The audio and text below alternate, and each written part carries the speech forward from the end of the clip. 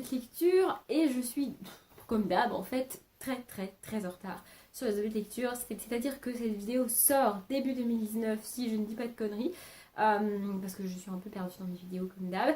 Et là je vais vous parler de 4 livres que j'ai lus début novembre. Ouais, je sais, je suis très en retard, mais c'est pas grave. Il y en a 2 que vous avez vu dans le vlog, du coup, que j'ai tourné début novembre et qui est sorti il y a un moment. Maintenant, j'ai un peu hésité à en reparler, mais j'ai des trucs à dire que j'ai pas dit dans le vlog et que j'avais envie de dire. Et comme c'est sorti il y a très longtemps, je me suis dit que ça ferait peut-être un petit rappel et c'était pas plus mal. Du coup, on y va, c'est parti, sinon ça va durer une éternité. Le premier du coup que vous avez aperçu dans ce fameux vlog, c'est Roomies de Christina Loren. Comme on le voit sur la couverture, on est à New York et on va y suivre Holland et Calvin. Voilà, c'est une romance, du coup je vais pas détailler le résumé, ils vont se rencontrer de manière assez originale d'ailleurs. Moi qui ai lu beaucoup de romances, j'avais jamais vu ce type de rencontre là et c'était assez cool.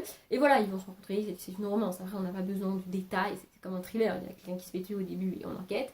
Et bah une romance, on a un mec et une femme, ou une femme et un mec qui se rencontrent et c'est une romance. Enfin voilà, il n'y a pas besoin de plus résumer que ça. C'est une histoire très mignonne, très douce, qui se lit très facilement. On voit les choses arriver, on sait comment ça va se passer. Mais c'est pas dérangeant, hein, voilà. Le seul truc qui m'a manqué et que j'aurais bien aimé que ça se passe différemment en fait, c'est qu'on est uniquement dans la tête de Holland, donc de la fille, et on n'est pas du tout du point de vue de Calvin, du garçon. Et je l'ai déjà dit à plusieurs reprises, mais je le répète encore, j'ai besoin de m'attacher au personnage principal masculin dans une romance. C'est vraiment primordial pour moi. Et je m'attache toujours beaucoup plus facilement quand je suis dans leur tête. Et là, on n'est pas du tout dans sa tête. On comprend ce qui se passe dans sa tête et on arrive à, contrairement au personnage féminin, on arrive à voir ce qui se passe et voir ce que lui veut et ce que lui pense. Mais j'aurais bien aimé être dans sa tête à lui. Voilà, c'est le seul petit défaut que je trouve au livre. Maintenant, j'ai quand même passé un bon moment, c'était vraiment très cool et je suis très contente d'avoir de nouveau retrouvé la plume de Christina Loren. Ces autrices sont géniales en romance, moi j'adore. Et je vous conseille cette romance. Voilà, c'est pas la romance du siècle, c'était pas oufissime, mais c'était sympa, j'ai passé un bon moment et c'était cool.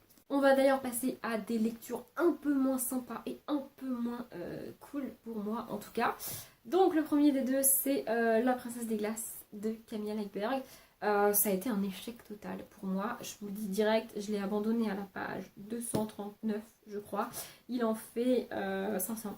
Voilà. C'est pas du tout ce que je m'attendais à trouver et je suis globalement déçue et j'ai fini par m'énerver après le personnage et après l'autrice. Et quand je m'énerve, j'arrête de lire parce que je vois pas l'intérêt de passer encore 250 pages à pester contre l'autrice et contre le personnage et à m'énerver. Donc je suis passée à autre chose. Voilà. Pour l'histoire, on est en Suède, c'est ça. Et on est dans un petit village de Suède, donc il y a de la neige, il fait froid et tout. Et c'est encore de saison d'ailleurs si vous voulez lire. Et donc on va suivre Erika Falk, c'est ça, qui habite dans ce petit village-là parce qu'au tout début du livre, on retrouve une jeune femme morte dans sa baignoire. La princesse des glaces, c'est elle en fait, c'est la femme qui est retrouvée morte. Quand on la retrouve, ça fait une semaine qu'elle est dans cette baignoire-là et qu'elle est morte, et voilà. Et donc à partir de là, on va essayer de comprendre qu'est-ce qui s'est passé, qu'est-ce que c'est que ces liens. Ça c'est ce que dit le résumé, mais c'est pas ce qui se passe dans le livre à mon sens. On va suivre un petit peu l'enquête de police. Mais on va principalement suivre Erika, parce que Erika est une amie d'enfance de celle qui est morte, je sais plus comment elle s'appelle. Et du coup Erika va mener son enquête un petit peu de son côté, essayer de comprendre ce qui se passe et tout. Sauf que pour moi, le livre est centré sur Erika, le fait qu'elle mène l'enquête, sa vie, parce qu'elle écrit des biographies, sa vie avec sa sœur, son beau-frère, ses parents qui sont morts, sa maison. Mais on est centré sur l'histoire d'Erika et pas sur l'enquête en fait.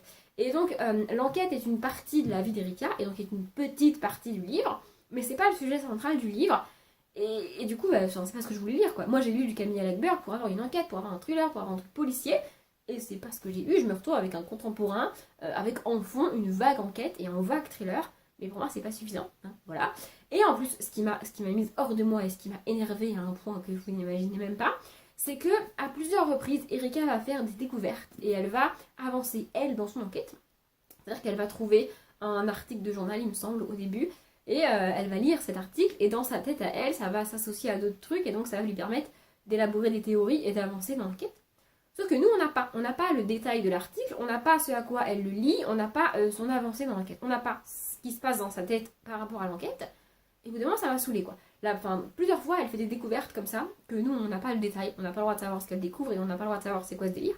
Et en fait, je me suis dit, ok, d'accord, au moment où elle trouve, elle nous dit pas ce qui se passe et elle nous donne pas le détail, mais peut-être que plus tard dans le livre, elle va en parler à quelqu'un et elle va donner le détail à quelqu'un, à un autre personnage, et du coup, par la même occasion, nous, en tant que lecteurs, on aura le détail. Sauf que non, c'est pas du tout ce qui se passe.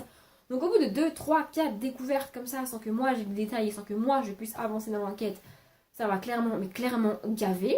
Et en plus de ça, on nous parle de son beau-frère misogyne qui bat sa sœur. Alors en soi, c'est un sujet intéressant, mais c'est pas ce que je voulais lire. Putain, moi je voulais lire une enquête. Pardon pour le gros mot, mais moi je voulais un thriller, je voulais une enquête. À défaut d'un thriller, je voulais au moins un polar, un policier. Mais non, c'est pas ce qu'on a. Je suis désolée pour tous les fans de Camille Lackberg et pour tous les fans de ces livres-là. Ce n'est pas ce qu'on a. Ce n'est pas ce que je voulais lire et je suis extrêmement déçue. À tel point que j'ai pas encore décidé, mais je ne pense pas que je dirais autre chose de l'autrice parce que on m'a tellement dit que c'était cool, on m'a tellement dit que c'était génial et je m'attendais tellement à une vraie enquête, à un vrai polar, un truc suédois et dans cette ambiance nordique et tout, que bah, c'est pas du tout ce qui se passe et c'est pas du tout ce que j'ai et je ressors extrêmement déçue. Donc voilà, c'est un échec total ce livre pour moi. Peut-être que je lirai d'autres livres de l'autrice qui ne sont pas avec Erika Folk, parce qu'en plus, Erika Folk est une enquêtrice, excusez-moi, mais moi je mets des guillemets, hein, qu'on va retrouver dans plusieurs livres de Camilla Lackberg. Donc ça c'est le premier, hein. Mais je pense pas que je continuerai parce que le personnage m'énerve. Enfin, j'ai rien contre le personnage, j'ai rien contre l'histoire, mais pour moi c'est un contemporain quoi. Et c'est pas ce que je voulais lire. Je suis désolée, mais ce n'est pas ce que je voulais lire. Donc bah j'ai arrêté. Voilà. Maintenant que je me suis mis tous les fans de Camilla Lackberg à dos, je vais me mettre d'autres fans d'un autre auteur et d'une autre saga à dos. C'est parti. Donc j'ai lu, celui-ci je l'ai lu en entier, Miss Peregrine et les enfants particuliers, donc le tome 1 de Ransom Ricks. Clairement je ne lirai pas la suite parce que j'accroche pas. Voilà. Avant de résumer le livre, mon sentiment global après ma lecture c'est ouais c'est cool mais ça mérite pas tout l'engouement qu'il y a autour. Quoi. Je comprends pas pourquoi tout le monde dit que c'est génial, tout le monde a adoré, non. Moi voilà, c'est sympathique, mais c'est pas ouf non plus. Potentiellement c'est parce qu'on est avec deux thèmes principaux qui me passionnent pas plus que ça, mais bref. Donc on y rencontre, comment il s'appelle déjà ? Jacob. C'est ça, Jacob qui a 16 ans, qui n'est absolument pas mûr pour son âge, je l'avais dit dans le vlog et je le pense toujours. Donc il vit aux États-Unis avec ses parents et son grand-père. Depuis qu'il est petit, son grand-père lui raconte des histoires d'enfants particuliers en fait, qui ont des espèces de pouvoirs et trucs et tout. Lui il s'est toujours dit que c'était des histoires, que c'était imaginaire en fait. Et petit à petit il va peut-être découvrir que c'est peut-être pas imaginaire et que c'est peut-être réel en fait. Et avec son père, ils vont se rendre sur une île d'Écosse, sur laquelle il y a un orphelinat dans lequel a vécu son grand-père une partie de sa vie. Et donc ils vont, voilà, Jacob va plus ou moins enquêter, essayer de découvrir c'est quoi ce délire, qui sont ses enfants, est-ce qu'ils sont morts, est-ce qu'il peut rencontrer les vieux, qui sont, enfin, les personnes âgées qui sont devenues les enfants, vous voyez ce que je veux dire, c'est très clair. Et donc voilà, il va enquêter là-dessus. On est clairement dans une ambiance assez pesante, assez fantastique, avec des fantômes, de la possession, des trucs bizarres qui se passent avec le temps. Comme je l'ai dit dans le vlog, il y a, je pense, deux lectures possibles à ce livre. Soit on croit un minimum en tout ce qui est esprit, fantôme, tout ça, et du coup ce livre-là, on peut croire que c'est réel. Soit on est comme moi, on est totalement sceptique face à ça, et on se dit, ce livre est fantastique. Voilà, c'est deux lectures possibles. Moi j'ai pris la deuxième, hein, vous vous en doutez. Et donc voilà, on va suivre Jacob, il fait des découvertes, il rencontre des gens dans ce petit village et tout et tout. Le deuxième thème qui m'a moyennement plu, c'est la Seconde Guerre mondiale, parce que son grand-père était... Je crois qu'il avait 12-13 ans, son grand-père, pendant la Seconde Guerre mondiale, enfin au début de la Seconde Guerre mondiale. Et donc du coup voilà, on est sur ce fond de Seconde Guerre mondiale, avec des navires qui ont été coulés autour de l'île et tout, enfin... C'est pas un thème que j'adore, c'est un thème que je supporte plus en livre, même c'est plus possible, enfin, j'y arrive plus en fait. Mais voilà, c'est pas nul, mais c'est pas ouf quoi. Enfin, franchement, dans un moment j'étais là, ouais, c'est sympa, mais bon. Et j'ai fini le livre en me disant, je vais dire une phrase que les fans du livre vont me détester de dire, mais c'est la vérité. Si la suite sort en film, je les regarderai, mais je ne lirai pas les livres parce que j'ai pas envie. Voilà, ça m'intéresse pas, c'est pas passionnant en fait, enfin je veux dire ça m'a pas entraîné plus que ça, c'était pas dingue. Au moment où je tourne la vidéo j'ai pas encore vu le film mais je compte le regarder, donc je sais pas si c'est bien adapté ou pas, tout ça on verra, mais voilà, c'est pas le genre d'univers que j'aime en fait, donc sans surprise j'ai pas plus aimé que ça. Et donc même si je n'irai pas la suite et que donc je ne réécouterai pas cette musique, j'ai écouté Daybreak de Cody Simpson and détails. Je fais tout ça de mémoire parce que je viens de me rendre compte que celui que j'avais écrit, la musique que j'ai écrite n'était pas du tout la bonne. Donc je crois que c'est ça. Voilà, j'en ressors pas déçue, mais je m'attendais à plus en fait. Donc c'est dommage. Et enfin le dernier que vous avez aussi vu dans ce vlog là, parce que je l'ai acheté à ce moment là je crois, c'est 21e jour, donc le tome 2 des 100 de Cass Morgan. J'ai bien aimé ce tome là, c'est sympathique.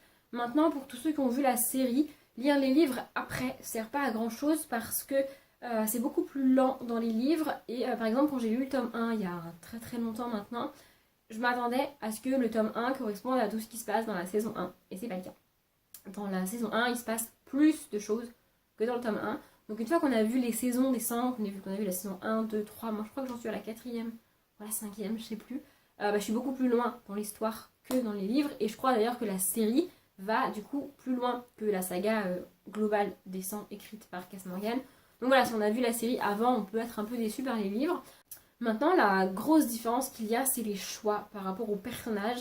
Alors, je vais pas citer de nom pour pas spoiler, mais il y a notamment un personnage qui meurt extrêmement tôt dans la série et qui meurt pas du tout dans les livres. En tout cas, il n'est pas encore mort. Je m'attends, en fait, instinctivement, je m'attends à ce qu'il meure dans les livres parce que je me dis que s'ils l'ont fait mourir dans la série, c'est potentiellement qu'il est mort dans les livres. Mais il est toujours pas mort, ce personnage-là, dans les livres. Donc on continue à les suivre. On est avec Bellamy, Clark, Octavia, Wells, tout ça, comme dans la série. Je vais quand même résumer pour ceux qui ne connaîtraient ni les livres ni la série. On est dans des centaines d'années par rapport à nous, donc c'est une dystopie. Il y a eu un espèce de gros boom sur la Terre avec les radiations et tout, c'était plus vivable pour les hommes. Donc une partie de l'humanité est partie vivre dans l'espace, sur une navette spatiale ou un truc comme ça, je sais plus comment ça s'appelle. Sauf qu'il commence à plus avoir d'oxygène et plus avoir de place dans cette putain de navette. Et donc ils se disent peut-être que maintenant on peut regagner la Terre.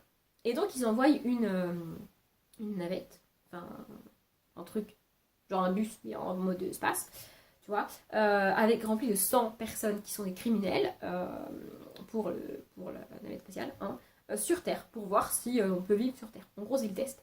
Et nous ensuite c'est 100 jeunes, parce qu'ils sont moins de 18 ans, qui débarquent sur Terre et qui essayent de s'en sortir et de vivre en fait. Voilà, j'aime bien, c'est assez lent dans la manière dont les choses se déroulent. Il n'y a pas énormément d'action. On est plus centré sur l'instinct, enfin sur le fait qu'il faut survivre et sur les relations qu'ils ont entre eux.